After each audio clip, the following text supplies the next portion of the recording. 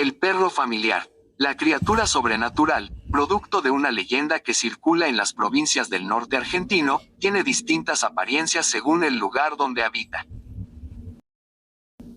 Según la creencia popular, el familiar, embajador del demonio y guardián de los pactos que se celebran con él, es un ente diabólico que habita el inframundo, fetiche del infierno, que se le ha concedido al patrón mediante un pacto satánico por el cual se compromete a alimentarlo cada año con la vida de uno o varios de sus peones. A cambio de este sacrificio, el dueño obtiene abundancia y prosperidad garantizada en sus negocios con la única condición de que mantenga satisfecho al familiar.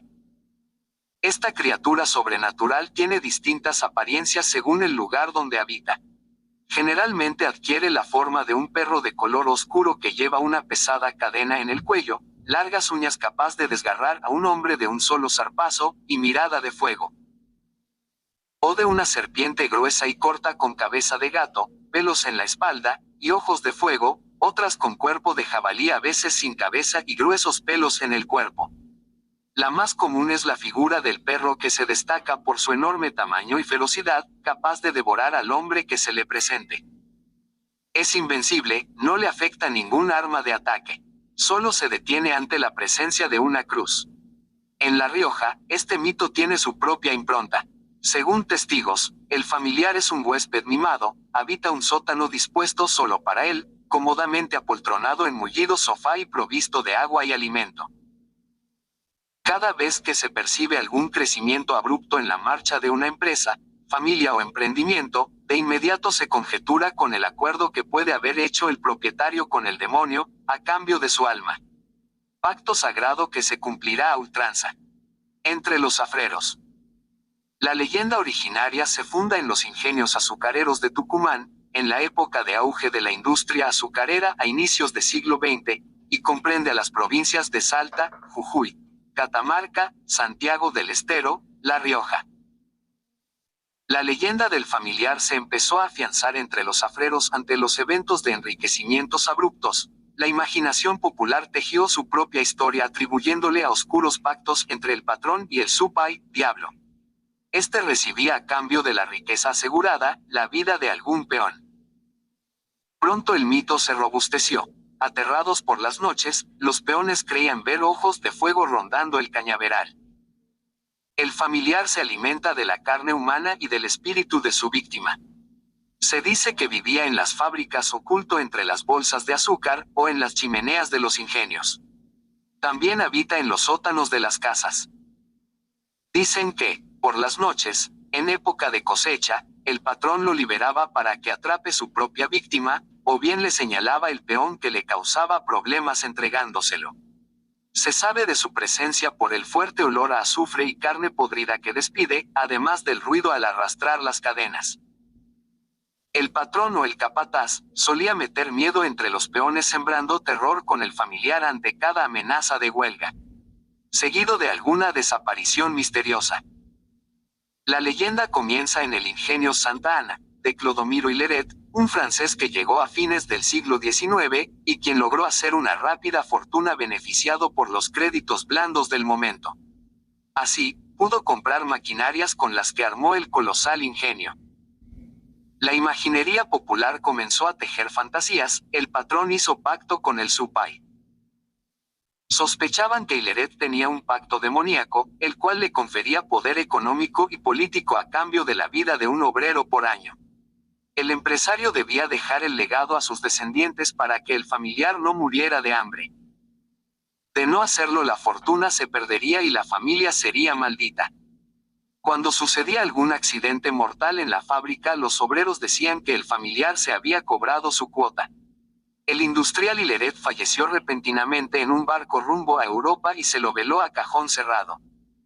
Con una fotografía. Esto alimentó el mito popular. Decían que Lucifer se había cobrado su deuda con la propia vida del amo. Poco después su familia pierde la fábrica y abandona Tucumán. En esos pueblos aún permanece viva la leyenda del familiar, donde algunos pobladores dicen oír cadenas arrastrándose en la noche, y ojos de fuego buscando un alma perdida. El ahorcado de la Chacarita. Una de las leyendas más tenebrosas de Buenos Aires habla de la existencia de un alma en pena poco convencional que se aparece a los incautos en las inmediaciones del cementerio. Lo más común es que se haga visible cada jueves de luna llena, colgado macabramente desde las ramas de un árbol al lado de uno de los muros del Camposanto, sobre la calle de Jorge Newbery y a poca distancia de la intersección de las vías del tren. Se trata del ahorcado de Chacarita, un hombre abominable, cuya piel permanece en eterna descomposición y el cual es de una palidez tan enfermiza, que el solo hecho de mirarlo provoca que a uno se le hiele la sangre. Muchos son los testigos que han afirmado verlo en distintas ocasiones, aunque lo cierto es que nadie sabe quién es a ciencia cierta, ni cómo llegó ahí. Lo único seguro es que a causa de su muerte tan violenta y llena de dolor, está destinado a seguir en nuestro plano sin encontrar la paz. Yo lo vi una noche, cuando volvía de mi trabajo en Bondi, afirma Marcos, uno de los testigos del ahorcado. Me quedé muy impresionado. Lo más extraño fue que nadie más en el transporte reaccionó, era como si solo yo pudiera verlo. Y justo cuando estaba a punto de llamar a la policía para reportarlo, volví a mirar y había desaparecido. Sara, una universitaria que también presenció al fantasma, recuerda el incidente con terror. Estaba volviendo de la facu y me preparaba para tomar el colectivo, como todos los jueves en la noche, cuando lo vi colgando, relata. Lo más espeluznante fue que podía ver a través de su cuerpo. Además, tenía los ojos abiertos y con la mirada perdida. Por un instante creí que me estaba observando a mí. Hernán, un joven más escéptico, narró la experiencia de uno de sus familiares. Yo jamás he visto al famoso ahorcado de Chacarita, pero uno de mis tíos dice que él sí, contó. Se cruzó con él hace más de 50 años, cuando todavía era un muchacho joven. Según él, se trata de uno de los pasajeros que venían a bordo del tren antes de aquel entonces, y que cayó víctima de una fiebre mortal. Como estaba desahuciado, prefirió suicidarse antes de morir como un miserable. Pero yo no sé si creerle. De acuerdo con los registros históricos, en 1871 la ciudad de Buenos Aires sufrió una epidemia de fiebre amarilla, el cual era un padecimiento mortal para la época. Es muy probable, pues, que esta última versión sea cierta. Aunque hay quienes dicen que el ahorcado se mató porque no pudo soportar la muerte de un ser querido. Sean cuales hayan sido sus circunstancias, hasta el momento se sigue apareciendo al lado del cementerio, asustando a los incrédulos con la expresión fantasmagórica de su rostro. Si alguna vez vas a la capital de Argentina y pasas por la Chacarita, será mejor que no te fijes demasiado. No vaya a ser que lo veas tú también. El lobizón. Si hablamos de leyendas argentinas, no podemos esquivar y mucho menos ignorar el conocido mito del lobizón. Los mitos sí las nacen del relato espontáneo de alguien a quien le sucedió algo extraordinario alguna vez. En otros casos, representan un eco lejano de las antiguas narraciones de los pueblos originarios, que se van transmitiendo oralmente de generación en generación. Otras veces son adaptaciones de fábulas de otras partes del mundo. Se dice que el lobizón es una criatura que se transforma en un ser parecido a un perro durante las noches de luna llena. Es un ser muy semejante a un perro fornido, con orejas muy grandes, muy peludo, portador de patas y pezuñas y ojos que parecen echar fuego. Aunque el lobizón está relacionado con criaturas parecidas a los hombres lobo, la versión argentina de la leyenda es bastante distinta en ciertos aspectos. Según el folclore, es el séptimo hijo de una familia quien está destinado a convertirse en lobizón, y no cualquier persona. Si bien a esta criatura le gusta aterrorizar a la gente a la medianoche, sale en busca de seres humanos para convertirlos en lobisones, y lo logra asustándolos y luego pasando por debajo de sus piernas. La principal preocupación del lobizón es vagar por el campo o los cementerios en busca de comida. Durante el día, la historia es otra. Después de toda una noche de merodeo por los pueblos, cuando sale el sol el lobizón vuelve a su forma humana como si nada hubiera pasado. Curiosamente, esta leyenda se extendió tanto en los siglos XIX y XX que a veces las familias argentinas temían tener 7 hijos, por miedo a que el último se convirtiera en lobizón. Para calmar los temores, se promulgó una ley que convertía al presidente de Argentina en padrino de cualquier 7.º hijo. Esta tradición ayudó a convertir una leyenda espeluznante en algo más encantador, e incluso dio lugar a ceremonias presidenciales y reconocimientos especiales para los 7.º hijos. Al final, el lobizón se convirtió más en una curiosidad cultural que en una verdadera fuente de miedo.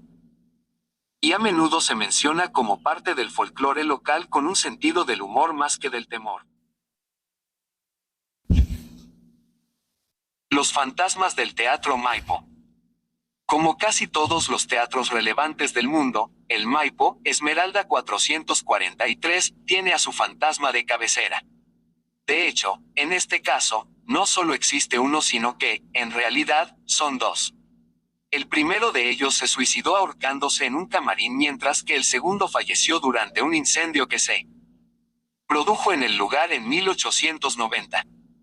Con más historia dentro del teatro, este segundo hombre es, según cuentan los trabajadores, quien se manifiesta con mayor frecuencia. Su nombre era Ambrosio Radrizzani y se desempeñaba como actor, bailarín y compositor de tango.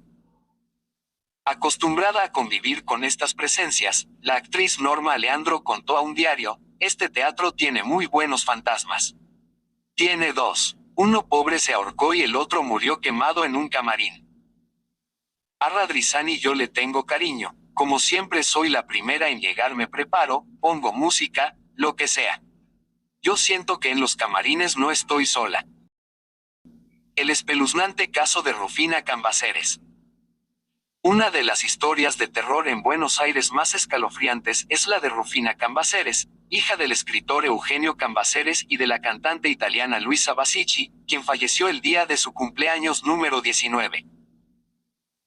Según cuenta la leyenda, debido al gran dolor que sentía, su madre decidió no realizar un velatorio y solicitó que el cuerpo de su hija fuera trasladado directamente al cementerio de la Recoleta.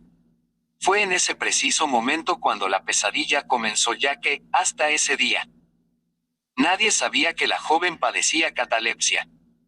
Pasada la noche del entierro, uno de los cuidadores del cementerio descubrió que el cajón de Rufina estaba torcido. El hombre se acercó y, al quitar la tapa, descubrió que la madera estaba arañada desde adentro, como si ella hubiera intentado abrirlo. Por su parte, existe otra versión aún más espeluznante que sostiene que Cambaceres habría logrado abrir el féretro, pero que, al darse cuenta de todo lo que había sucedido, le habría dado un ataque al corazón. Esto le ocasionó su segunda muerte. La extraña pintura del Museo Isaac Fernández Blanco. Especializado en arte hispanoamericano, el Museo Isaac Fernández Blanco fue la residencia de la familia Noel, grandes coleccionistas de arte. En 1936, vendieron la casa a la municipalidad junto a su gran colección y hacia 1943. Sus obras se juntaron con las del filántropo Isaac Fernández Blanco, dando lugar a la colección que se encuentra actualmente en el museo. Décadas después, de forma inexplicable, los trabajadores del museo comenzaron a comentar que habían visto extrañas sombras que se movían por la institución y que escuchaban sonidos de los que nadie podía explicar su origen. Así fue como, cansados de estar atemorizados, durante los años 80, convocaron a una parapsicóloga para que les explicara qué era lo que sucedía. Ella contó que, al parecer, el maleficio del museo estaría vinculado con una pintura, la más antigua de la colección. La misma lleva el nombre de Santa Magdalena Penitente y fue realizada en 1623 por el pintor Antonio Bermejo. Según la explicación de la especialista, la pintura expuesta se trataría en realidad de una falsificación y sería el espíritu del propio Bermejo quien se hacía presente en el museo para denunciar esta situación. A pesar de la intrigante leyenda, los museólogos confirman que la Santa Magdalena Penitente sí fue pintada por Bermejo, uno de los artistas más reconocidos del Virreinato del Perú. Cosas extrañas que pasan en el subte. Lo que sucede en el subte es un secreto a voces, sobre todo para aquellas personas que llegaron a conocer los antiguos vagones revestidos en madera de la antigua línea A y vivieron sus apagones de luz. El recorrido de esta línea presenta uno de los misterios más grandes. Pasco y Alberti, sus dos, medias, estaciones fantasma. ¿Cómo es esto? Si una persona viaja desde San Pedrito hacia Plaza de Mayo solo podrá bajarse en Pasco, entre Plaza Miserere y Congreso. Pero si el usuario quiere hacer el camino inverso, tendrá que bajar en Alberti, entre Congreso y Plaza Miserere. La leyenda cuenta que en esas, medias, estaciones, a las que solo pueden acceder los trabajadores del subte, viven los fantasmas de dos obreros que fallecieron durante la construcción de esta línea, la primera del hemisferio sur. Ellos eran italianos, y más de una persona afirma haberlos visto verlos sentados en los bancos de la estación, con su ropa de trabajo, esperando quizás que los vagones vuelvan a circular para poder tomarlos.